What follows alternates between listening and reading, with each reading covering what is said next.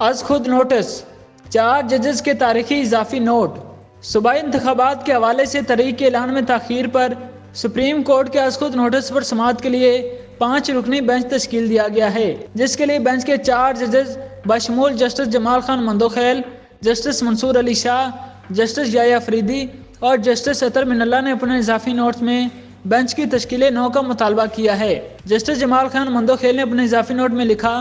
کہ 22 فروری 2023 کو مجھے ایک فائل موصول ہوئی کہ معزز چیف جسٹس پاکستان نے جسٹس اعجاز الحسن اور جسٹس مظہر علی اکبر نقوی کی طرف سے جاری کردہ حکم نامے کی بنیاد پر CPLA نمبر 3988 2022 پر از خود نوٹس لیا ہے، جو کہ غلام محمد ڈوگر نے 24 نومبر 2022 کو فیڈرل سروس ٹریبیونل کے ذریعے ان کی منتقلی کے حوالے سے منظور کیے گئے حکم کے خلاف دائر کی تھی، جس میں عابد زبیری غلام محمد ڈوگر کے وکیل تھے۔ نوٹ میں لکھا گیا ہے کہ غلام محمد ڈوگر کی درخواست زیر التوا تھی اور 16 فروری 2023 کو 2 رکنی بینچ کے معزز اراکین نے الیکشن کمیشن پاکستان کے چیف الیکشن کمشنر کو طلب کیا اور ان سے پنجاب کے صوبائی انتخابات کے لیے کہا گیا۔ نوٹ میں لکھا گیا ہے کہ یہ قابل ذکر ہے کہ 3 آڈیو لیک سامنے آئی ہیں، اس لیے از خود نوٹس منصفانہ نہیں ہے۔ جسٹس منصور علی شاہ نے اضافی نوٹ میں لکھا کہ میں نے ان مقدمات کی سماعت سے اپنے آپ کو الگ نہ کرنے کا فیصلہ کیا ہے۔ نوٹ میں لکھا گیا ہے کہ چیف جسٹس کو از خود نوٹس کی سفارش کرنے والا 2 رکنی عدالتی حکم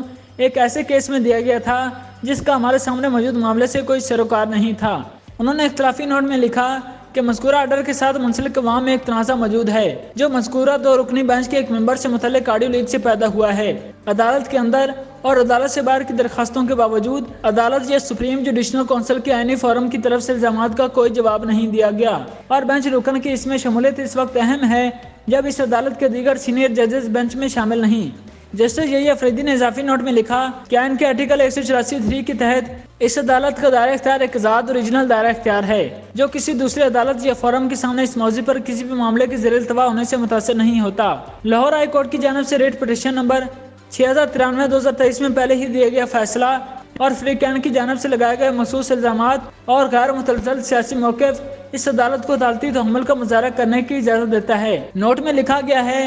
لہٰذا اس عدالت کی طرف سے موجودہ درخواستوں کی کارروائی کے دوران کوئی بھی ریمارکس یا اخذ کیا گیا بیان نہ صرف متعلقہ ہائی کورٹس میں زیر التوا مذکورہ اپیل میں فریقین کے متنازع دعووں کو متاثر کرے گا، بلکہ اس سے زیادہ اہم یہ ہے کہ ہائی کورٹ کی درجہ بندی کے عدالتی ڈومین کو مجروح کرے گا، جیسا کہ آئین کے تحت کہا گیا ہے۔ جسٹس اطہر من اللہ نے لکھا کہ مجھے بھی معزز چیف جسٹس پاکستان کے آرڈر کو پڑھنے کا شرف حاصل ہوا۔ نوٹ میں لکھا گیا ہے کہ ہمارے سامنے اٹھائے گئے سوالات کو غیر متعلقہ نہیں کیا جا سکتا کیونکہ خیبر پختونخوا اور پنجاب کی صوبائی اسمبلیوں کو تحلیل کرنے کے حوالے سے آئینی حیثیت سے متعلق اٹھائے گئے سوالات کو نظر انداز نہیں کیا جا سکتا۔ اسمبلیوں کی تحلیل کوئی قانونی حیثیت سے متعلق سوالات میں بنیادی حقوق کی سنگین خلاف ورزیاں شامل ہیں۔ نوٹ میں لکھا گیا ہے کہ معزز چیف جسٹس جو کہ بینچ کی سربراہی کر رہے تھے انہوں نے آرٹیکل 184(3) کے تحت لیے گئے از خود نوٹس کے دائرہ اختیار کو قبول کرتے ہوئے مجوزہ سوالات کو غور کرنے کے لیے شامل کر لیا ہے۔ جسٹس اطہر من اللہ نے اضافی نوٹ میں مزید لکھا کہ مجھے وہ تفصیلی سوالات تجویز کرنے کا کہا گیا جو کہ مندرجہ ذیل ہیں۔